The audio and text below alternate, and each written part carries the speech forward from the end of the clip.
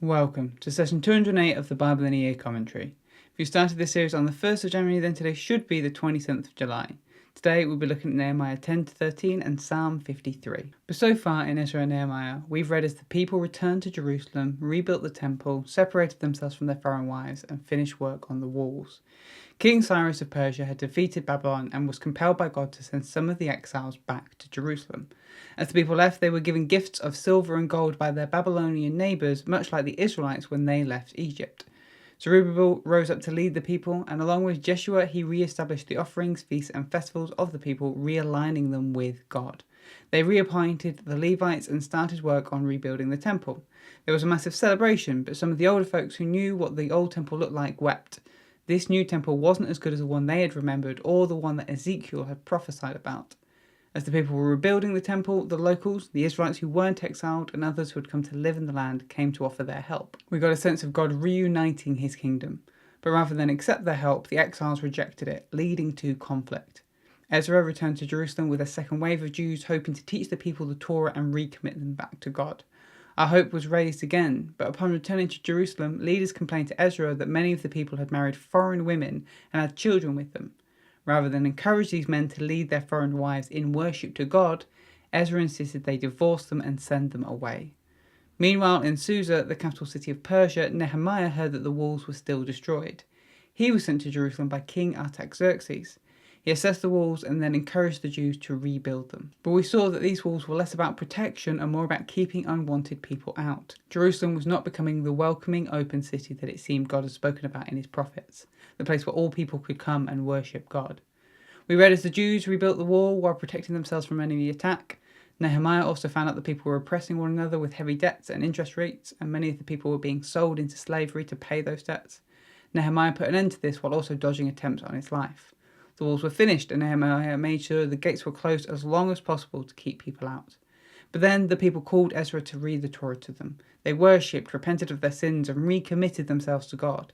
Maybe this was the turning point that we'd been looking for. So let's jump in with today's readings in Nehemiah 10 to 13.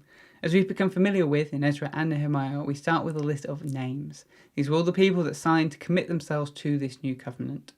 Then comes the content of the covenant. The people commit to living lives of obedience to God's word. They commit to no longer intermarrying with people from other nations who might lead them astray with foreign gods. They agree to once again view the Sabbath as a rest day, and not to farm their lands on a Sabbath year every seventh year. The people recommit themselves to their tithes and offerings, making sure they give out of their earnings every year to support the upkeep of the temple. This is what we've been hoping for since the Jews returned to Jerusalem, a sign that the people were genuinely repentant and were willing to commit themselves to being faithful before God once again. The people then began to add order to their society.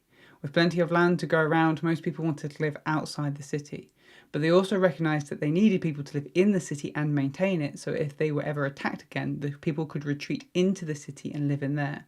They cast lots with 10% of the Jews living inside the city so that the other 90% could enjoy the land. Then, again, we get a list of all the names. First of the families that would live in the city and those that would live outside the city.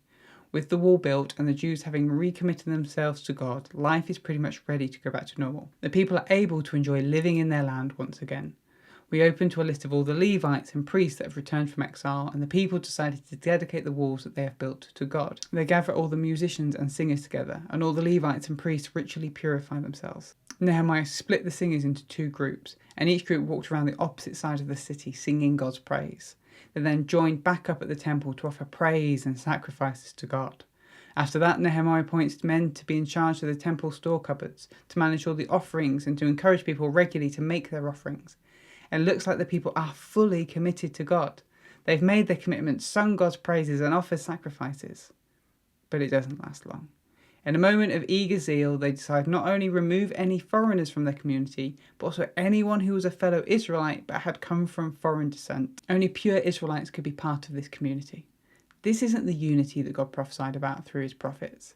And it just continues to go downhill from there. Nehemiah returned to King Artaxerxes for a bit, and then when he came back, he found that one of his opponents, Tobiah, who had tried to prevent Jerusalem from being restored to its former glory, had claimed for himself a room in the temple.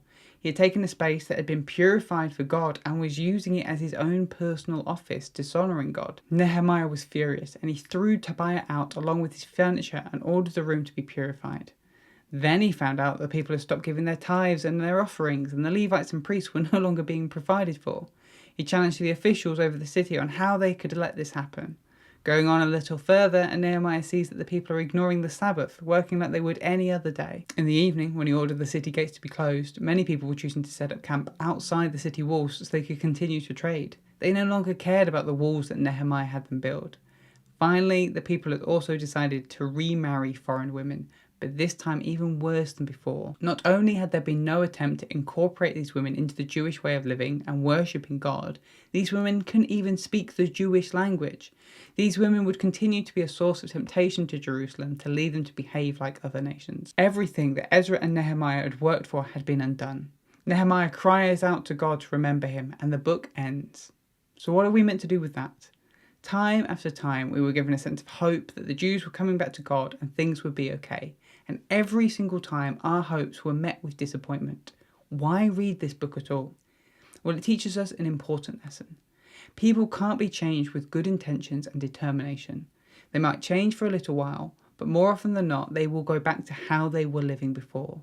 If the Jews are ever going to return fully to God and living according to his ways, they need what God spoke about through his prophet Ezekiel when he said, "I will give you a new heart and put a new spirit in you.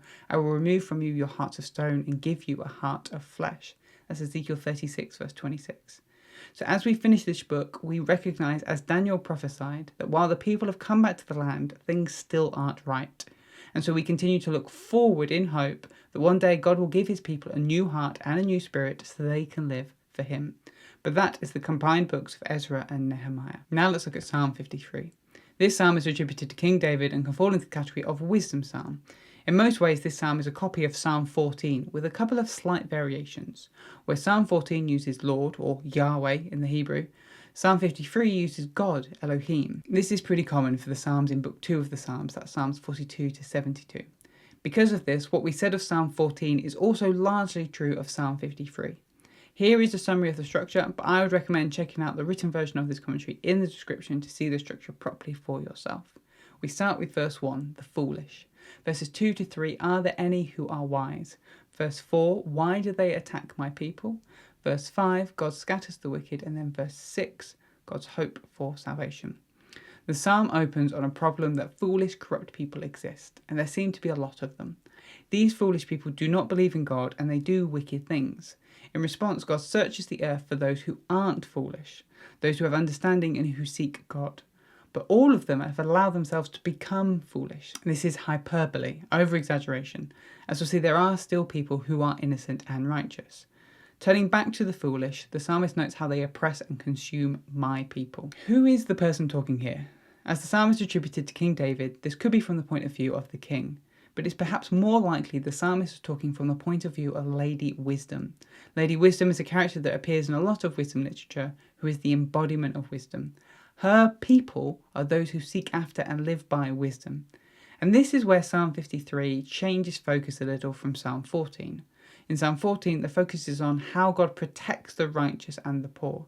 Psalm 53 focuses on the terror God will bring on the wicked. He will scatter them and shame them. And then Psalm 53 picks back up with Psalm 14. Lady Wisdom looks forward to the day where there will be no more wicked, where God restores the good fortunes to his people. There will be a day of celebration. We learn many of the same lessons as we did from Psalm 14, but with that slight different focus. While Psalm 14 is an encouragement to the righteous in a world that seems wicked, Psalm 53 is a warning to the wicked. If you don't learn your lesson, it will not end well for you. Thanks for joining us today. Take a moment to reflect on what you've read and share your thoughts or questions below. If you're watching in the future, then you can click here for the next session, or you can find the full playlist just down here. To receive these daily commentaries in your email inbox, subscribe via the link in the description below. Have a great day, and I'll see you tomorrow.